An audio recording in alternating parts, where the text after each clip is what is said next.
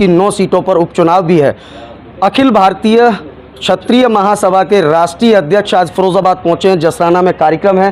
तो सबसे पहले तो आपसे यही जानना चाहूँगा, क्योंकि चुनाव का बिगुल बज चुका है, 2 राज्यों के चुनाव हैं और 9 सीटों पर यूपी में भी उपचुनाव है। क्षत्रिय महासभा का आज कार्यक्रम है, तो किस तरीके से इन चुनाव को देखते हैं और इस कार्यक्रम के बारे में संक्षेप में जानकारी। देखिए, मैं चुनाव के लिए तो आया नहीं हूँ, मैं अपने समाज के सुधार के लिए आया हूँ। हमारा उद्देश्य है कि बच्चे हमारे एजुकेटेड हों। ज़मीन कम बची है लेकिन अभी है, उस पर उद्योग लगाएं। 1 करोड़ का लोन प्रधानमंत्री जी मतलब बिना गारंटी के दे रहे हैं। महिलाओं के लिए और भी सुविधा है। अभी मैं एक अपने शिष्य को फैक्ट्री लगवाया हूँ प्रतापगढ़ में, 4 महीने में प्रोडक्शन चालू हो जाएगा और 120 करोड़ की फैक्ट्री है। लेकिन मैंने 8 साल उसको ट्रेनिंग करवाया, जब पूरा उसको नॉलेज हो गया तब लगवाया हूँ। और वो ऑटो रिक्शा बनाएगा, इलेक्ट्रिक वाला ई-रिक्शा, और 1,10,000 में बेचेगा। जो लोग दूसरे लोग 1,80,000 में बेच रहे हैं, तो भी 10,000 रुपया वो कमाएगा। तो हमारे बच्चे उद्योग में आए हैं, उद्योग समझ नहीं पाते, इंडस्ट्री अफसर कुछ बताता नहीं है, कोई प्रचार नहीं है। बैंक वाले डिस्करेज करते हैं कि लोन नहीं देंगे।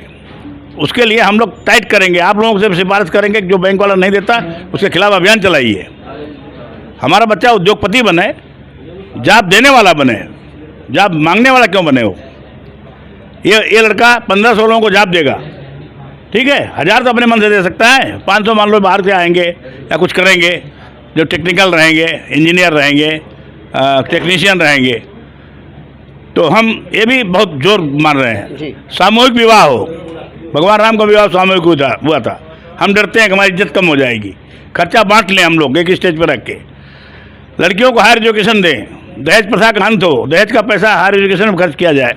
आप अच्छी बहू लाइए जो आपका घर संवार देगी। ये सब लेके हम चल रहे हैं। जहाँ तक इलेक्शन की बात है, इलेक्शन में कुछ सीटें समाजवादी ने जीती थी, कुछ सीटें बीजेपी ने जीती थी। अब क्या होगा हम वो बता नहीं सकते हैं, लेकिन इलेक्शन इतना इजी नहीं कि कोई सब सीटें जीत लेगा, कोई एक भी नहीं जीतेगा। ये जो बातें चल रही हैं, शायद कुछ हो जीतेंगे, कुछ हो जीतेंगे। अब कौन कितना जीतेगा वो हमें मालूम नहीं है। प्रेस वार्ता के दौरान आपने कहा कि जो पिछड़े हैं, अल्पसंख्यक हैं, उनको अभी उत्थान करना है। तो अखिलेश यादव पीडीए की बात करते हैं, तो वो उनके साथ क्यों नहीं आप खड़े होते? नहीं, अखिलेश यादव के साथ हम किसी के साथ नहीं खड़े, हम तो समाज के साथ खड़े अपने। ठीक है, मोदी सरकार की तारीफ करते हैं, क्या बोलता भगवान योगी जी की तारीफ करते हैं, अखिलेश यादव की क्यों नहीं करते? नहीं, मोदी की तारीफ का मैं कर रहा हूँ। अभी आपने कहा मैं प्रधानमंत्री की योजना कर रहा हूँ कि उनकी योजना में है, वो अपने घर का पैसा दे रहे हैं क्या? प्रधानमंत्री जी अपने घर का 1 रुपया दे रहे हैं। योजना बनाई गई है कि उद्योग लगाओ, सरकार का पैसा है, बजट का पैसा है, ठीक है। उस कुर्सी पर बैठे इसलिए क्रेडिट उनको मिल रही है।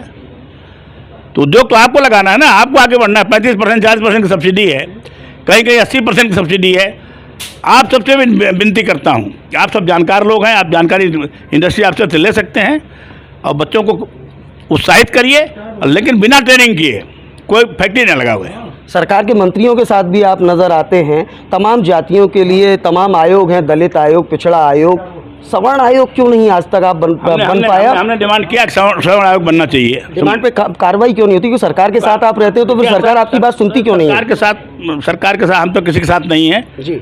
जिसके मंत्रियों के साथ तो नजर आते हैं आप, मंत्रियों के साथ नजर आते हैं। मंत्री काम करेगा ना, मंत्री जब पावर दिया गया मंत्री को, मंत्री से काम करवाना पड़ेगा, और कौन करेगा? नहीं तो सरकार आपकी बात मानती क्यों नहीं? सवर्ण आयोग के लिए क्यों नहीं मानती? मानेंगे, समय लगता है। आप लोग थोड़ा संघर्ष करिए, सब लोग मिलकर संघर्ष करिए तो बन जाएगा। आरक्षण पर आपका क्या मानना है? आरक्षण पे जो गरीब है उनको आरक्षण दिया जाए, क्रीमी लेयर को हटाया जाए। हरिजन में भी जो क्रीमी लेयर हो गई है, 4 फुट से IAS हो रहे हैं, IPS हो रहे हैं, उनको क्यों देने का?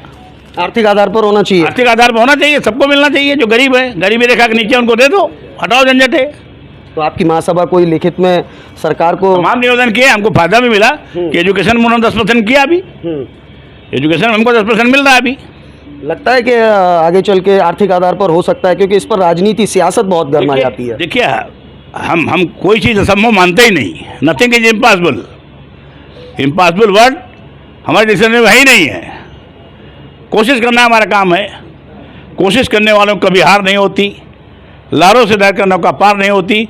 और बिना कुछ किए जय जयकार नहीं होती। धन्यवाद हमसे बात करने के लिए। ये थे हमारे साथ अखिल भारतीय क्षत्रिय महासभा के राष्ट्रीय अध्यक्ष, पूर्व सांसद, जिनसे हमने तमाम सवाल पूछे, आरक्षण के विषय पर बात की, चुनाव के विषय पर बात की। चुनाव के विषय पर खुलकर कुछ नहीं कहा, लेकिन आरक्षण पर खुलकर कहा कि आर्थिक आधार पर होना चाहिए, नई पीढ़ी को कैसे जीवन जीना चाहिए, किस तरीके से सामूहिक विवाह करने चाहिए, तमाम मुद्दों पर अपनी बेबाक राय राष्ट्रीय अध्यक्ष जी ने रखी। फिलहाल इस खास इंटरव्यू में इतना ही। सहयोगी मयंक शर्मा के साथ मैं देवाशीष शर्मा, भारत 24 के लिए एक विशेष संवाद।